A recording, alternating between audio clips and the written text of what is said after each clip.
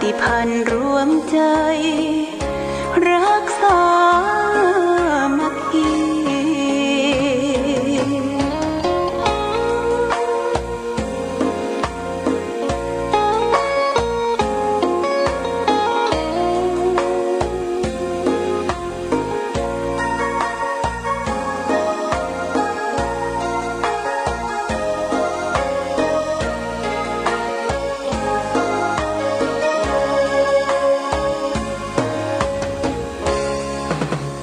เป็นวัดร้างโบราณ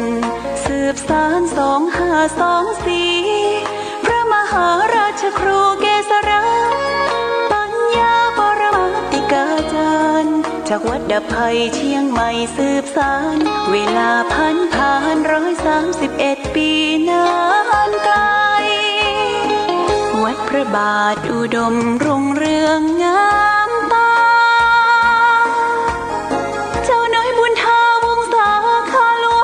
เชียงใหม่ปกครองหัวเมืองฟ้าทุ่มเทแรงกายแรงใจทุกชาติพันธุ์รวมใจรักษามัคคี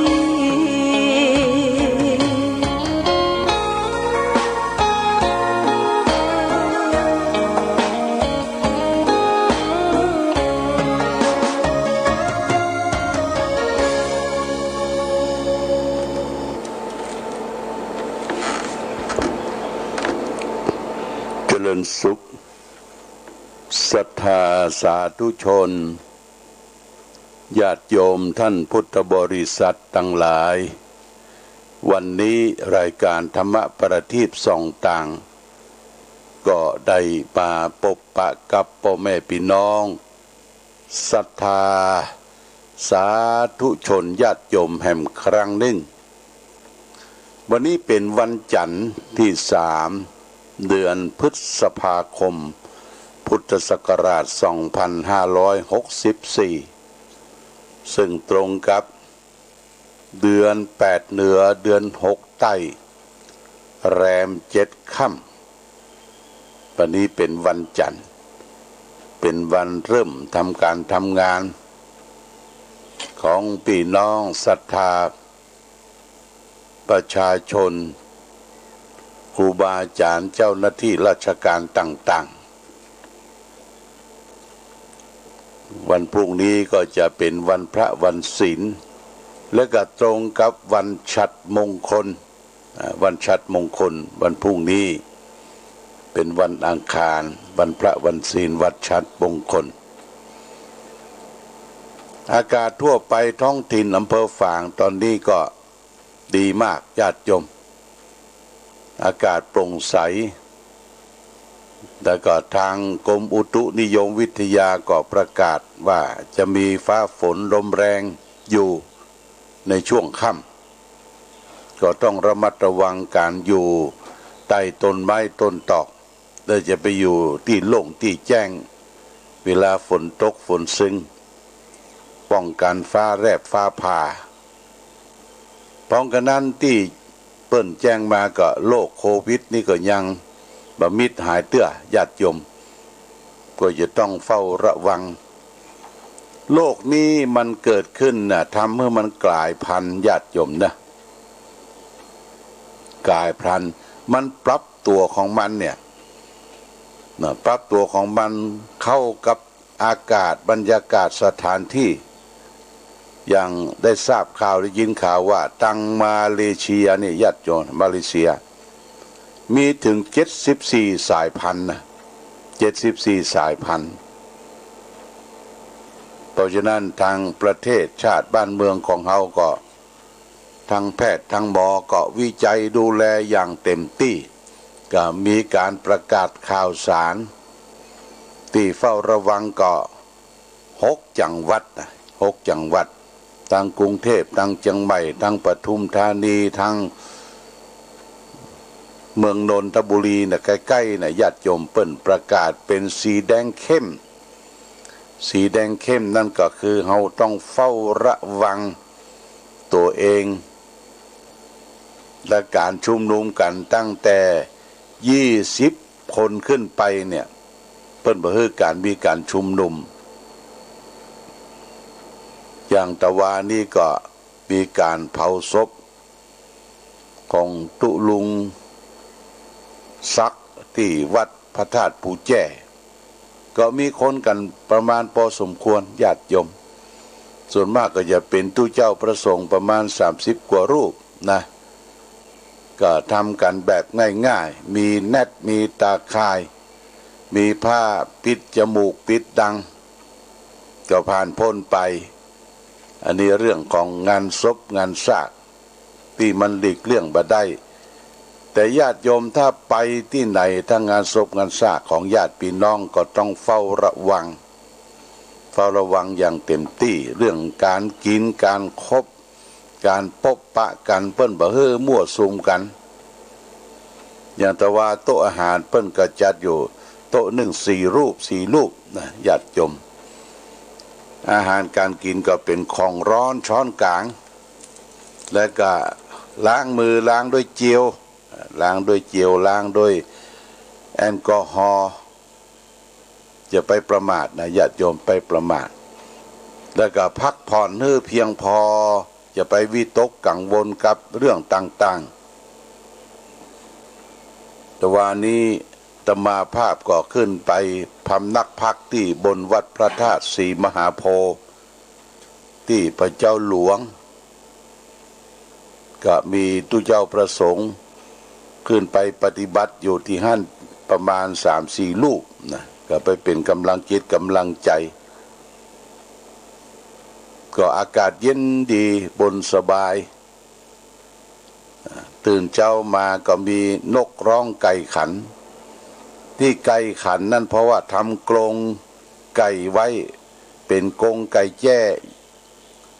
ก็ใจเต้าเสาเต้นเก่าเนี่ยญาติโยมเอามาดัดแปลงมีโครงมีตะข่าย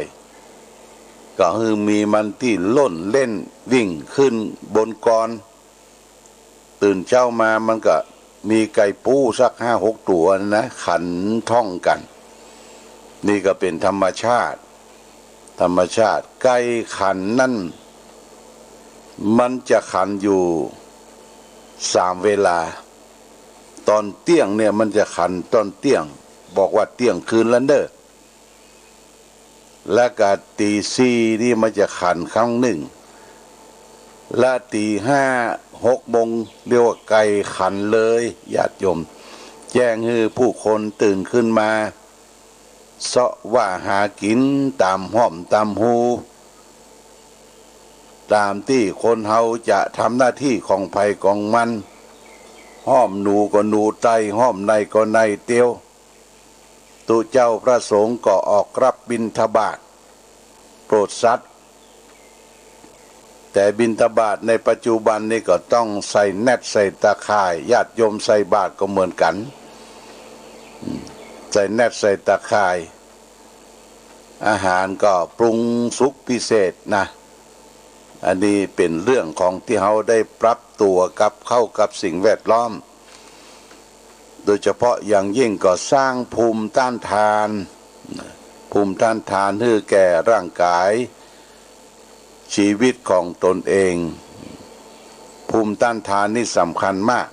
ก็คือการออกกำลังกายเอ็กเซอร์ไซส์เหือใครมันไหลญาติโยมบ่สามารถที่จะเดินทางไปไหนได้ก็เอาบนบ้านเฮานั่นแหละบนบ้านบนจองเดินจงกรมเดินไปเดินมาสัก10 นาที5 นาทีก็ยังมีประโยชน์นะร่างกายเฮาได้ยืดหยุ่นบิดซ้ายบิดขวาเหลียวซ้ายแลขวาต้นคอเฮานี่มันเมื่อยก็เหลียวซ้ายแลขวาเอ็กเซอร์ไซส์ออกกำลังกายไม่ใช่ว่านอนวันค่ำคืนหุ่งนอนมุบมูอยู่อย่างนั้นน่ะร่างกายเฮาสะสมมักหมมไปด้วยไขมันอ้วนชุญาติโยมนะอ้วนชุกินดีและโดยเฉพาะอย่างยิ่งน้ำอัดลมเนี่ยญาติโยมเนี่ยอ้วนเด้อปดโตอ้วนเดี๋ยวก็ไปหิ้วมาละมากินน้ำอัดลมน้ำอัดลมนี่หลวงพ่อ ย่างมาประมาณเกือบจะ30 ปีละบักกินนะน้ำอัดลมที่เปิ้นขายตามท้องตลาดมันเป็นเหตุสะสมมะหม่มน้ำตาลถ้าน้ำตาลเฮานักนี่เบาหวานมันก็จะเกิดละเบาหวานมาเบาหวานน้ำตาลนักพอเบาหวานมีโรคอื่นโต้ยมาเป็นแถวเนอะมันจวนหมู่จวนฝูงมานะ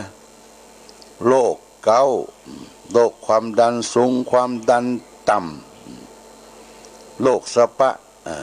มันจะเตียวกันมาเป็นแถวเป็นแถว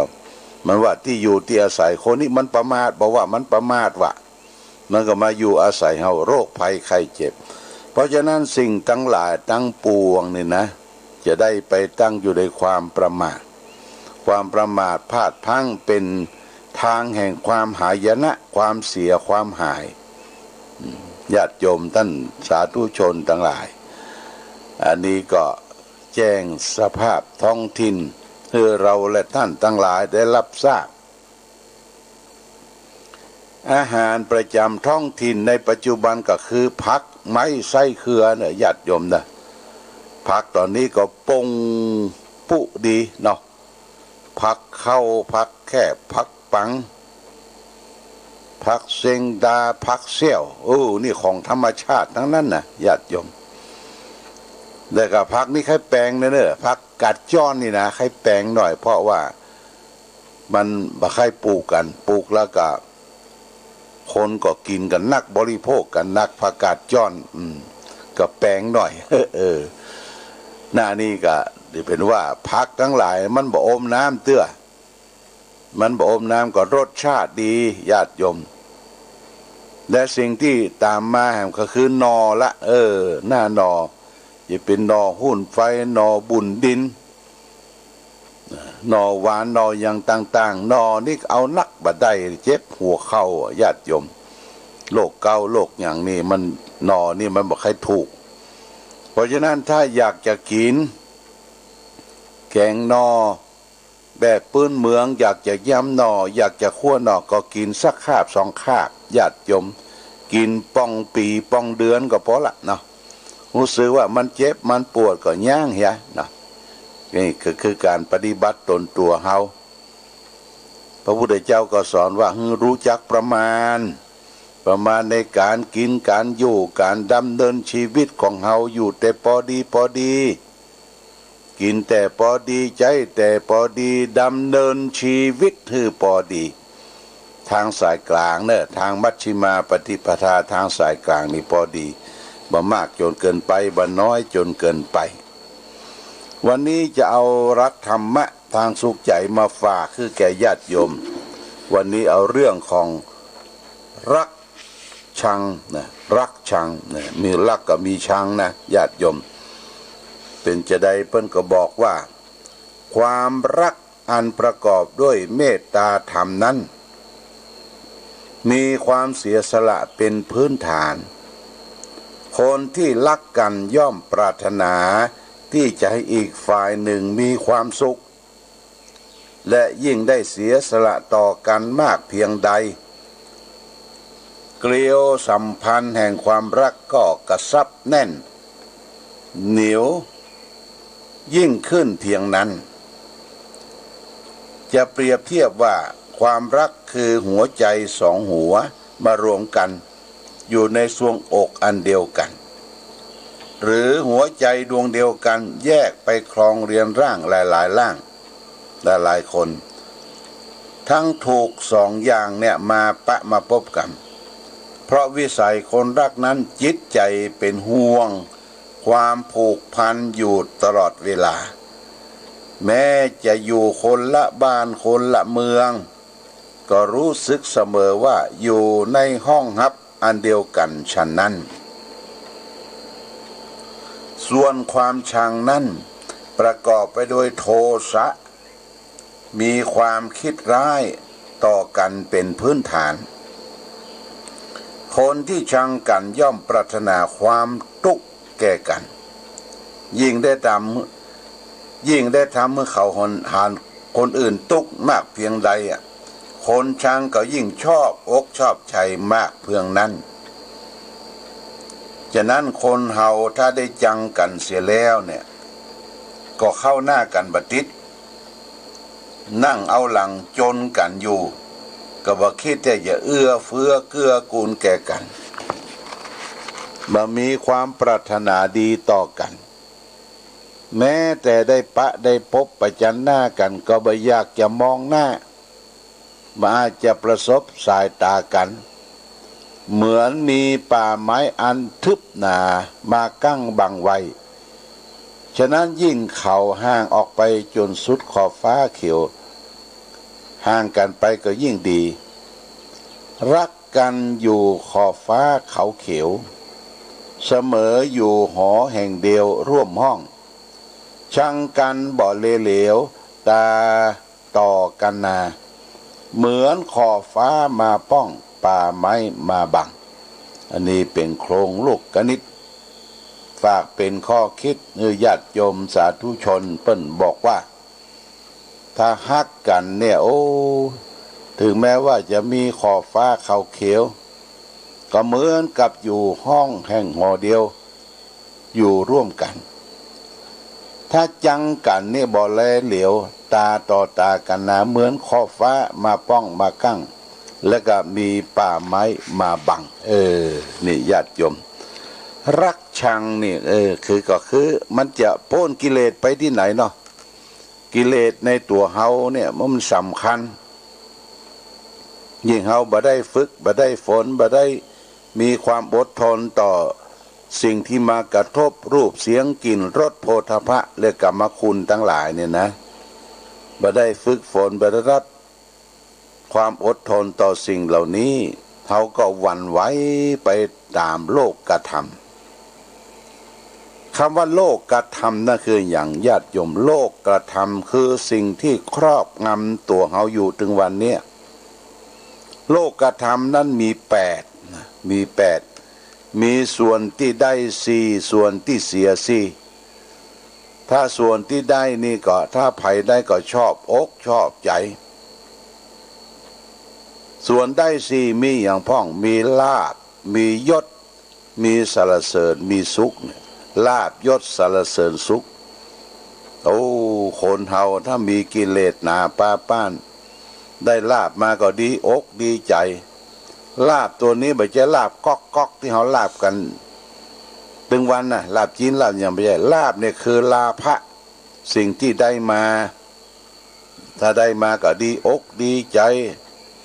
เพลิดเพลินกับสิ่งที่ได้มาดีอกดีใจ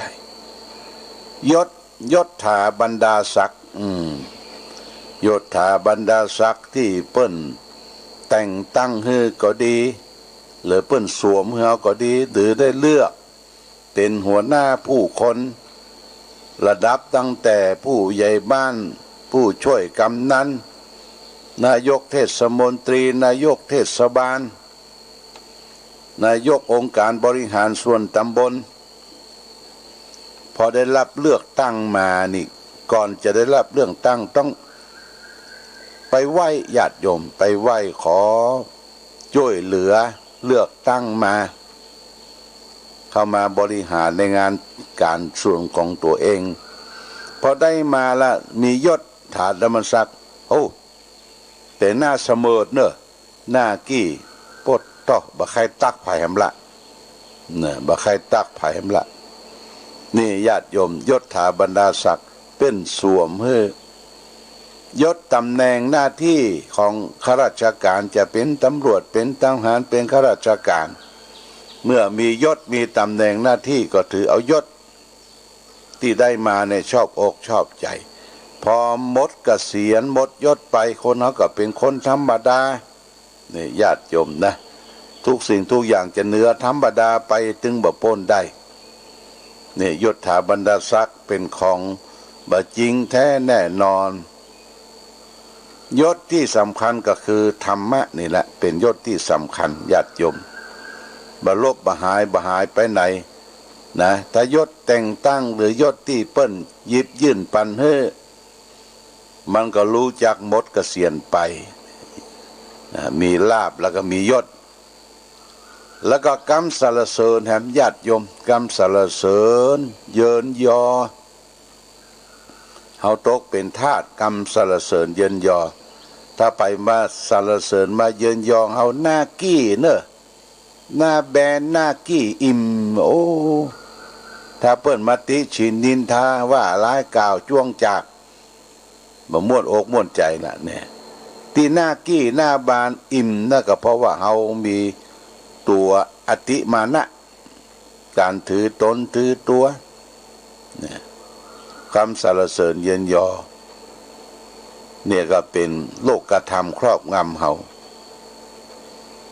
และสุดท้ายทุกมีลาภมียศมีสรรเสริญมีสุขเนี่ยสุขคือความสุขกายสุขใจนะทางพระพุทธศาสนาเรียกว่าสุขกายสุขใจสุขกายก็คือร่างกายเขาเนี่ยบ่ค่อยมีโรคภัยไข้เจ็บมาเบียดเบียนสุขใจก็คือใจปลอดโปร่งโล่งใจบ่มีหยังที่มาคล้องมาปานม่วนอกม่วนใจนะสุขกายสุขใจเนี่ยญาติโยมมีความสุขอันนี้สิ่งที่เขาได้ลาภยศสรรเสริญสุขเมื่อได้ลาภยศสรรเสริญสุขเขาก็เตรียมตัวไว้ละเตรียมตัวมันจะเสื่อมลาภเสื่อมยศและก็นินทาทุกเนี่ยอันนี้เป็นส่วนเสียส่วนได้เขาได้มาก็ต้องเตรียมตัวไว้ส่วนเสียเหรียญมันก็มีสองด้านนะญาติโยมเหรียญนะมีสองด้านและชีวิตของเขาก็มีสุขมีทุกข์เป็นของคู่กันเมื่อเขาได้ความสุขทางโลกิยะทางโลกธรรมลาภยศสรรเสริญสุขเนี่ยต้องเตรียมไว้เสื่อมลาภเสื่อมยศนินทาทุกข์เนี่ยมันจะต้องเข้ามาสักวันแต่ญาติโยมนะ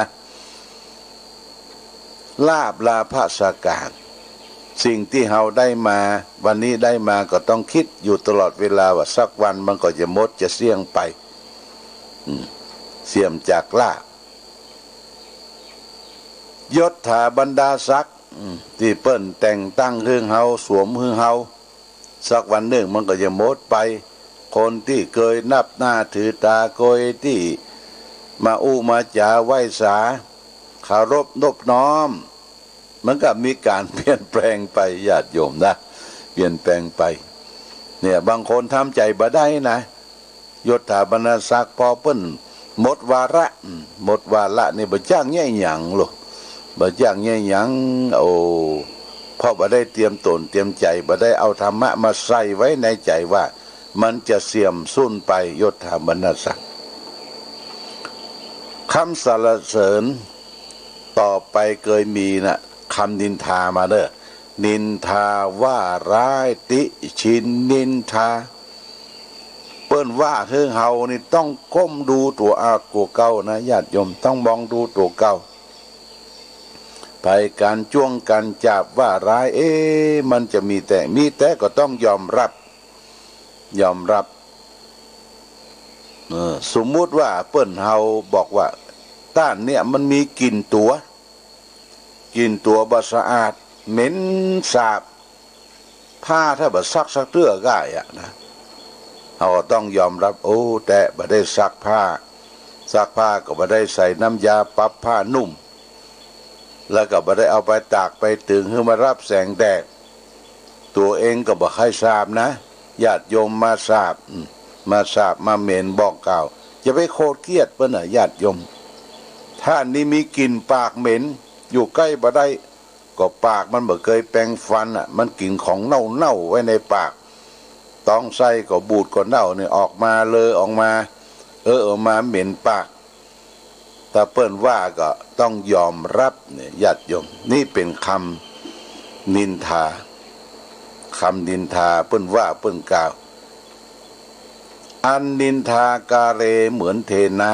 ำไม่ชอกช้ำเหมือนเอามีดมากรีดหินแม้แต่องค์พระปฏิมายังราคินมนุษย์ดนดินหรือจะสิ้นคนนินทาคนบ่ถูกนินทาบ่มีในโลกญาติโยมทุกคนจะต้องถูกนินทาว่าร้ายยังจะฮือมา100%นี่มันไม่ใช่มีแม้แต่ทองหยองที่เขาใส่ถึงวันนี่นะ